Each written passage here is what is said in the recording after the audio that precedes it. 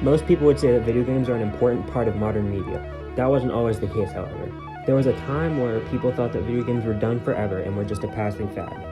This point in time is often called the video game crash of 1983. This was a period where video games were so unfun and worthless that people considered the entire market to be crashed. However, this would be undone in 1985 by Nintendo and the Nintendo Entertainment System. What led to this crash, though? Were there any games in particular that caused it?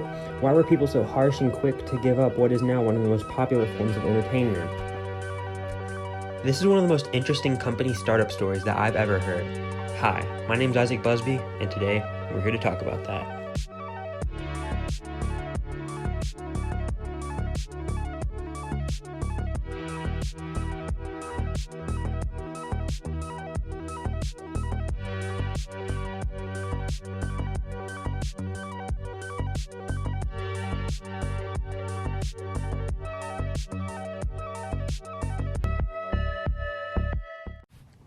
In September of 1977, the company Atari put out their very own video game console.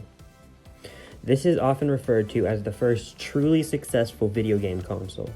It was something that did not take very much technical expertise to set up, but brought so much fun and entertainment. Fortunately, the games were easy to develop for this console, and practically anyone could make one.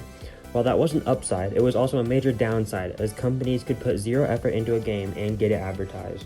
This would cause game purchases to decrease severely, as several companies would put in zero work and take up space on the shelf that an actually well-developed game could have taken.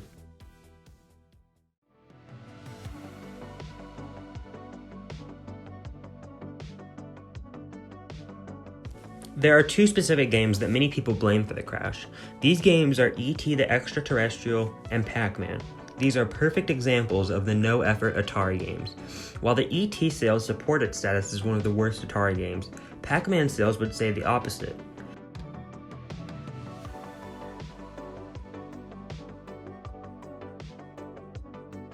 This was because most people that bought Pac-Man expected it to be an exact copy of the arcade version. It was harder to judge a game's quality back then, as there wasn't very much footage of the game circulating, mostly coming from short 5-second gameplay videos and commercials. The problem with Pac-Man was that it was advertised as a home version of the arcade classic. This would be a lie, as the Atari version was a very stripped down version with much worse graphics. This made people's faith shaky in a lot of Atari games and slowed down Atari sales.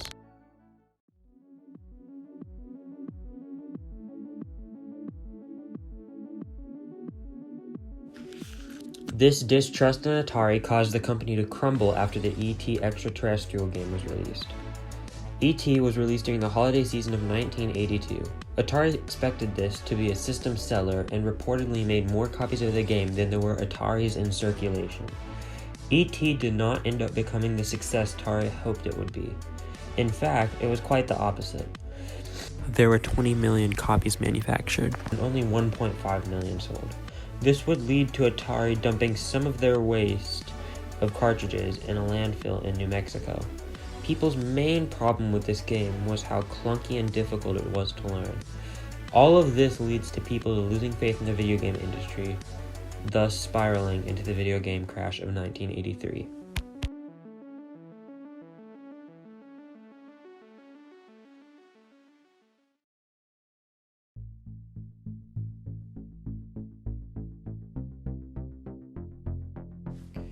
After the crash, no one really thought of video games as too big of a media type anymore.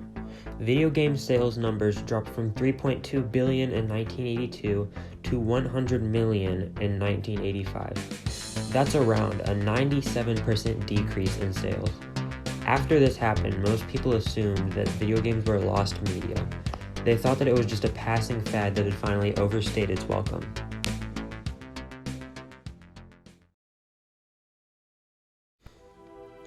Before this, Nintendo was a company that was making children's toys. This business venture wasn't doing them so good though, so they thought they would switch out and try video games.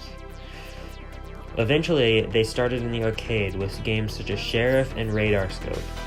Alongside these games, they also made handheld game systems known as the Game & Watch.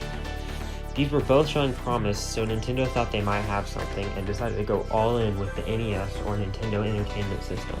This wasn't going to end like the Atari did, however. Nintendo wanted their system to be something you could rely on for good games. The console was a success with games such as Duck Hunt, Gyromite, and Super Mario Bros. These games were actually good games and not lazy cash grabs from big companies. One main reason for this is that then Nintendo president Hiroshi Yamauchi decided to sell the games on Nintendo Entertainment System with the Nintendo seal of approval. This seal would be one of the main reasons that the Nintendo sold so well, showing that their games were made of good quality and not just cheap games. Nintendo was very happy with the success of the NES.